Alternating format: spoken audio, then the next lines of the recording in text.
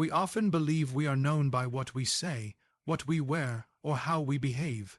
But far beneath these observable traits, there exists something more primal, more ancient, and far more revealing: the unconscious energy field, the aura. And not merely a spiritual abstraction or a poetic term, your aura is the psychological atmosphere generated by the totality of your being, both known and unknown. It is the unspoken declaration of your psychic condition. It is the echo of your inner architecture, silently communicating with the world around you without a single word being uttered. Every unresolved fear, every healed wound, every repressed desire, and every courageous truth you have embraced, all of it becomes a vibration. This vibration surrounds you. It precedes your entrance into a room. It lingers long after you leave. Others feel it before they consciously interpret it, and often they do not understand why they feel unsettled in your presence. They are not reacting to your appearance or your voice. They are responding to the invisible message carried by your energy field, which is formed from the contents of your unconscious psyche.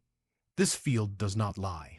It cannot be masked by charm, covered by makeup, or sweetened with politeness.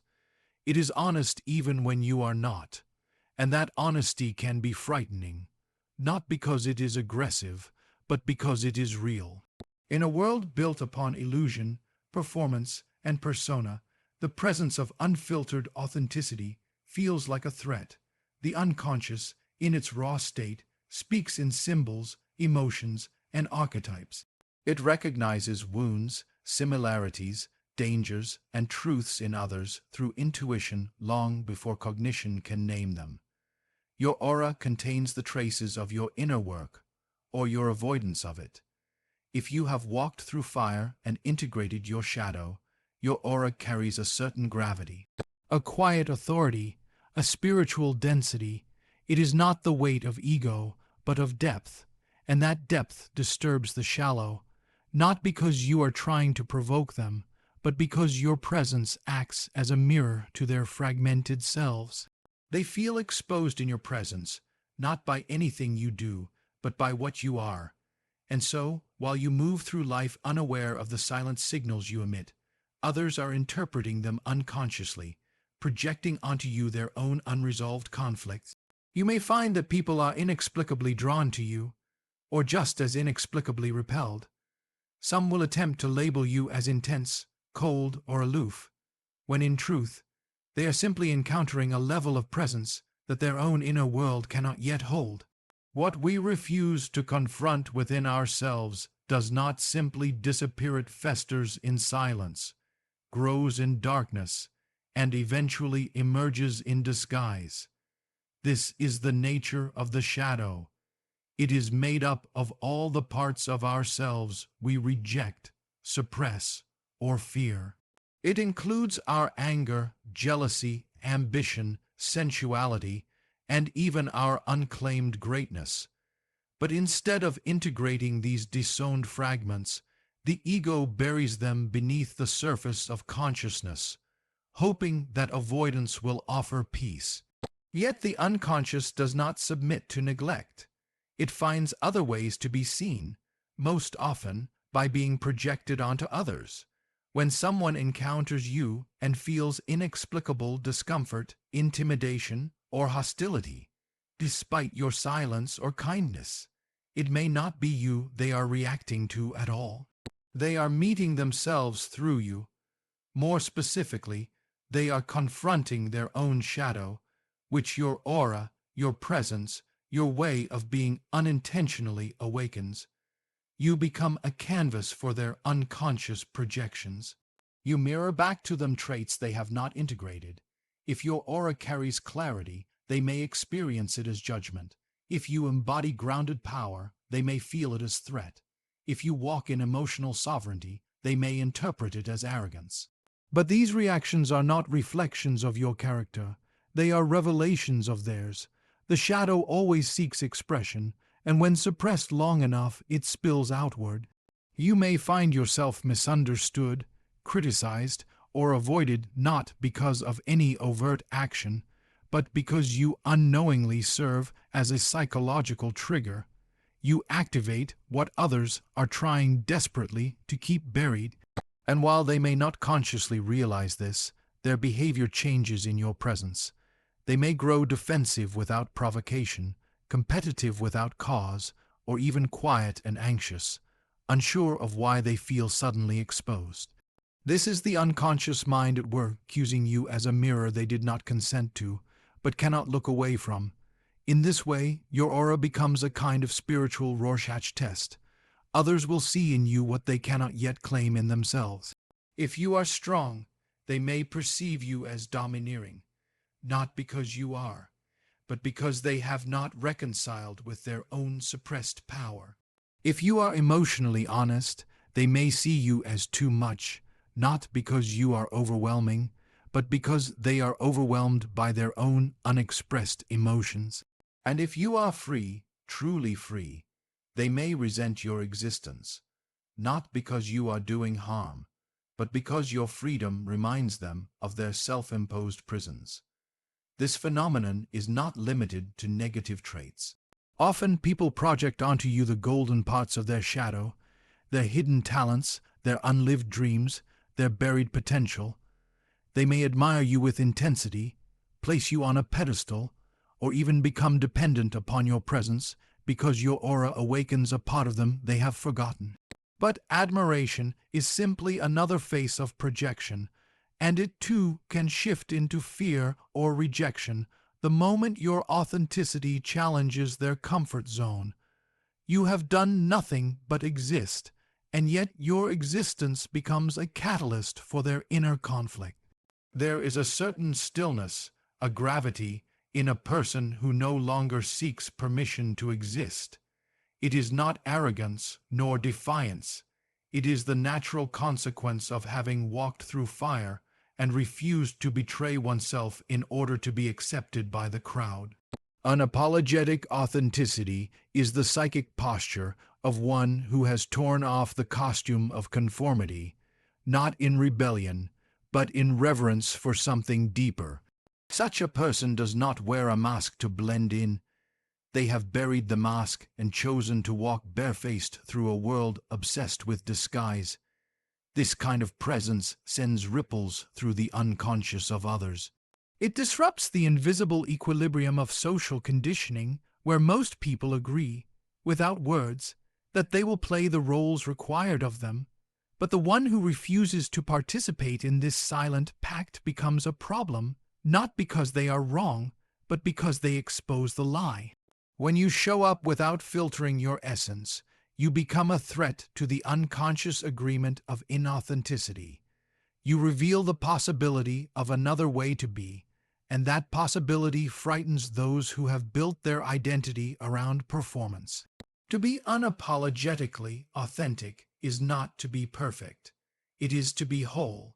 It is to have met your own depths, to have embraced the contradictions within you without shame, and to express your truth without needing it to be approved, applauded, or softened for palatability.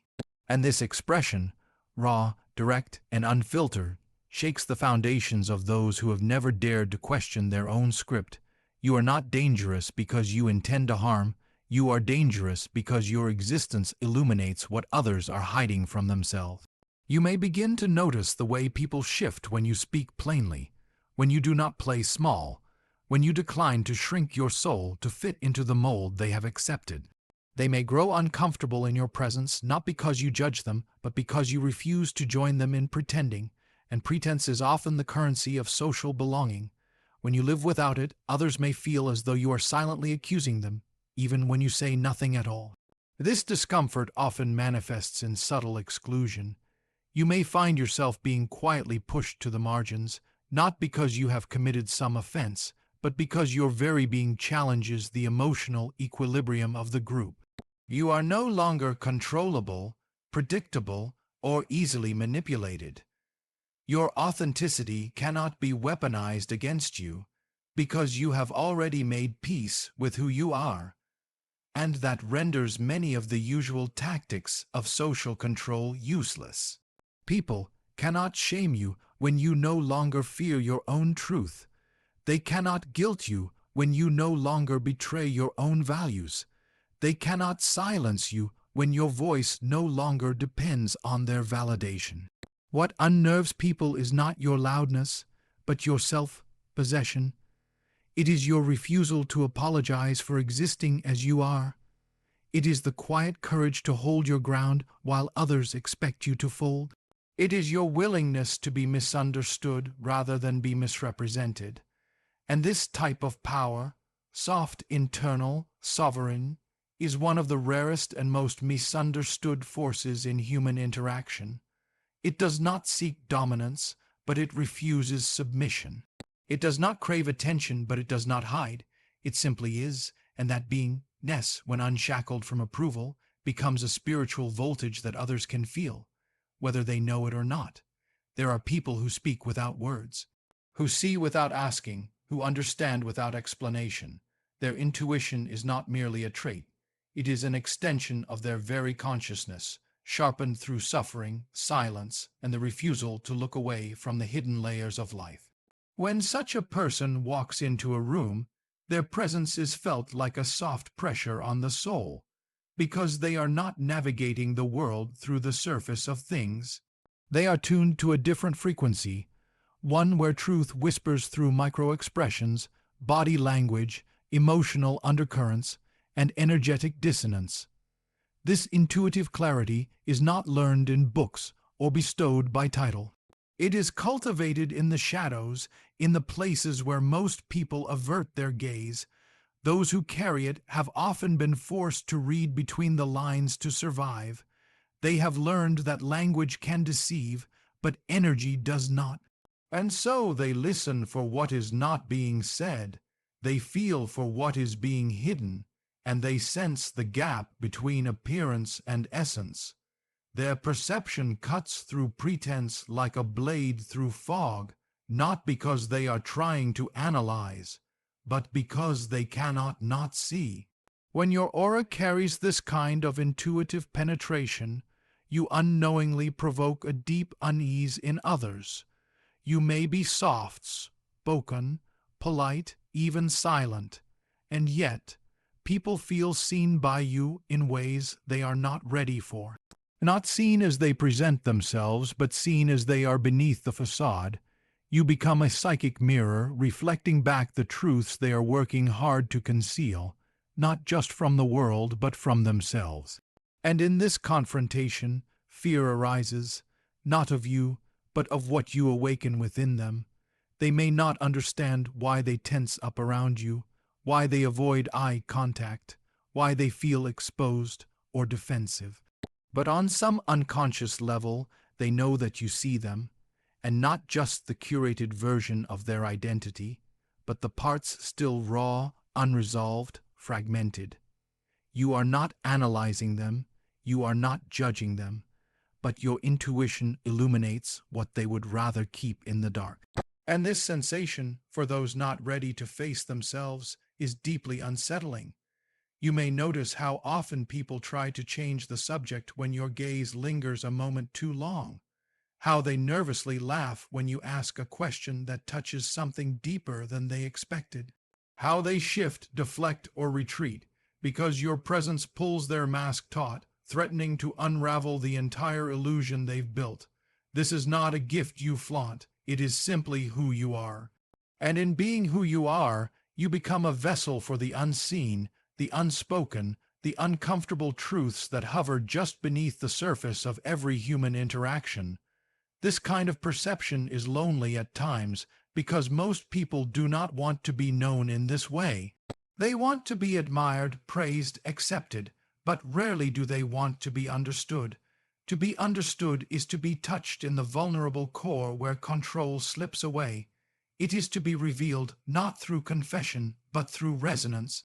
And when your aura carries this frequency of intuitive insight, others feel as though you are reading a language they did not give you access to, but you read it nonetheless, not because you try, but because your psyche was built to detect meaning where others see noise. There is a silence that is not empty, but sovereign, a solitude that does not speak of loneliness, but of depth. In a world driven by noise, by endless distraction, and by the addiction to validation, solitude is often mistaken for weakness or lack. But to the one who has befriended it, solitude is not absence, it is presence intensified, it is not isolation, it is integration, it is not retreat, it is return, a return to the self, the vast, often ignored terrain beneath the persona, where authentic strength is forged. Those who carry the aura of true solitude do not crave attention because they are not starving. They are not searching for their reflection in the eyes of others. They are not fishing for approval in the sea of applause. They have descended into the wilderness of their own soul and learned how to dwell there without fear.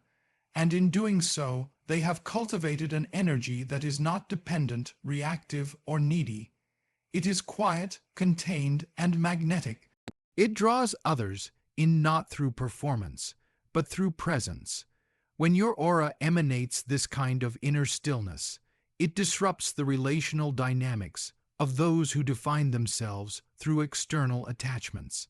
People who need to be needed, who seek to anchor their worth in how they are perceived, often find themselves unsteady around you. You do not play the game of emotional barter. You do not contort yourself for acceptance. You do not fear being alone, and that makes you difficult to manipulate. Your silence cannot be baited. Your distance cannot be guilted. Your self-possession cannot be stolen. And so, paradoxically, those who live in avoidance of their own solitude may interpret your peace as a kind of threat. Not because you are threatening, but because you make visible what they have been running from. In your ability to sit with yourself, they feel their own discomfort rise. In your lack of performance, they feel the shakiness of their own masks.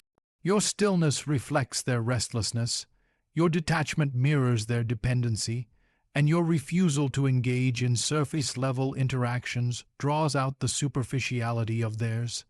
This power is not loud. It does not need to declare itself. It simply is. It radiates from your posture, your gaze, your boundaries. It's in the way you do not chase, in the way you walk away without fear, in the way you protect your peace without explanation. And others, whether consciously or not, feel this. Some will admire it and long to understand how you became this way. Others will resent it, because they are still imprisoned by the fear of their own aloneness. But solitude is not a void, it is a crucible. It is where the fragmented self is remembered and reassembled. It is where the ego is stripped and the soul begins to speak. It is in solitude that illusions are burned, and only what is essential remains. And so, those who carry the aura of solitude carry a truth that cannot be faked. The truth of having been emptied of the unnecessary, of having faced the silence that others flee from, of having gone beneath the noise and touched something eternal within themselves. There is a kind of presence that is not manufactured, not scripted, not calibrated to meet expectations. It simply is. It does not seek to please, impress, or persuade. It does not dance for approval or shrink for comfort. It does not try to earn its right to exist. This kind of presence is rare because most people have learned from an early age that to be loved, one must first become palatable, and so they perform. They edit themselves. They adapt to the emotional temperature of others, chameleons in the hopes of belonging. But when someone enters a space without performing, when they are rooted in themselves, not in reaction to the room, but in loyalty to their essence, they carry a charge. That charge is not always welcome. It breaks the rhythm of rehearsed interactions. It disturbs the economy of emotional bargaining. It reveals, in quiet contrast, how much of what we call connection is actually a mutual agreement to hide. To have presence without performance is to walk into a room and not adjust your soul to the lighting. It is to carry your wholeness with no need to amplify or diminish it. It is the absence of the need to manage perception, and that absence creates friction in spaces where image is everything. When you are fully present, not as a persona but as a being, you become unclassifiable, you do not fit the mold, and you make others question why they are still trying to. This kind of presence can be misread. People may interpret your calm as aloofness, your clarity as coldness, your boundaries as pride, but they are not reacting to who you are. They are reacting to the absence of the performance they are used to. They are searching for the cues, the flattery, the feigned interest, the self-deprecation that lubricates social acceptance. When they don't find it, they feel exposed, not because you have judged them, but because your authenticity leaves no space for pretending. To exist in your presence is to feel the unconscious pressure to come out from hiding, and many are not ready for that. They do not know who they are without the roles they've played. They do not know how to sit in truth without the props of small talk and emotional mimicry. So when you show up without a mask, it is not just refreshing, it is disorienting, because your being reminds them of their own buried self. You do not need to dominate a room to be noticed. Your silence speaks louder than many words. Your stillness unsettles, not because it is aggressive, but because it offers no hook for projection. You are not trying to be seen, and that makes your presence even more visible. You are not trying to be liked, and that makes people question their own compulsive need for approval. You become, in your quiet non-performance, a kind of mirror, reflecting what others are still performing to escape. This is the kind of presence that cannot be faked, because it is born of deep inner work. It comes from having faced yourself when no one else was looking, from having sat in the raw discomfort of your own company until it no longer frightened you, from having stripped away the layers of conditioning that taught you love must be earned through sacrifice of the soul. And so, when you show up now, you do so not to win favor, but simply to be. You are not merely a person. You are a symbol, a walking myth, a vessel for something ancient that stretches far beyond your biography. Beneath your name, your profession, your history, lives an archetype, an eternal image that breathes through you, often without your conscious awareness. And it is this archetype, not your words, not your image, that others sense when you enter a room. It speaks through your posture, your gaze, your silence. It pulses through the tone of your voice, the timing of your movements, the spaces you create or disturb simply by existing. The archetype is not a costume you wear. It is a force that wears you. It is what rises when your ego is quiet, when your roles are stripped away, when life demands something elemental from you. Some carry the warrior not in violence, but in clarity and boundary. Others carry the sage not in knowledge, but in a haunting stillness that reveals what cannot be said. Some radiate the lover not in seduction, but in a capacity to see beauty in places long abandoned. Others house the rebel not in noise, but in the refusal to bow to the unspoken rules of a dying world. And it is this archetype you unknowingly embody that unsettles those around you, because it is not tame, it is not predictable, it is not manufactured in the marketplace of identities. It is ancient, and in its presence, others feel their own archetypal potential begin to stir, often uncomfortably. They may not have met their own depths, but your aura introduces them. You do not need to speak of power to embody it. You do not need to declare your role to step into it. Your very being activates psychic energies in others they do not yet have the language to name. When you carry an awakened archetype within you, you become a vessel for transformation, and transformation is rarely welcomed by those who are attached to stability. They may feel drawn to you, yet resentful, inspired, yet afraid. They may project upon you roles you never agreed to play, because their unconscious is trying to find a story to explain the primal feeling your presence evokes. You may find yourself misunderstood, idealized, feared, or even demonized, not because of what you've done, but because of what you represent on a symbolic level. This is the mystery of archetypal energy. It bypasses the rational mind and speaks directly to the soul. It evokes memory, dream, and instinct. It touches the forgotten myths encoded in the human psyche, the hero's journey, the descent into darkness, the divine feminine, the wounded healer, the sacred fool. And when you embody one of these living symbols without dilution, you become a kind of living threshold. People sense that crossing into your presence is to enter something other than the ordinary, and that crossing demands something from them: authenticity, truth, exposure. They may not be ready, but the archetype does not wait for readiness. It simply is radiant, unedited, sovereign. It does not seek to be liked, it seeks to be realized, and so you become a mirror, not of personality, but of soul. Not of habits, but of potential. You reflect back to people the myth they have forgotten they are living, and in that reflection, awe and fear coexist, because the archetype does not flatter the ego. It summons it to transform. It does not comfort, it awakens. And to be near you is to feel the pull of that awakening, even in those who are not yet ready to name it.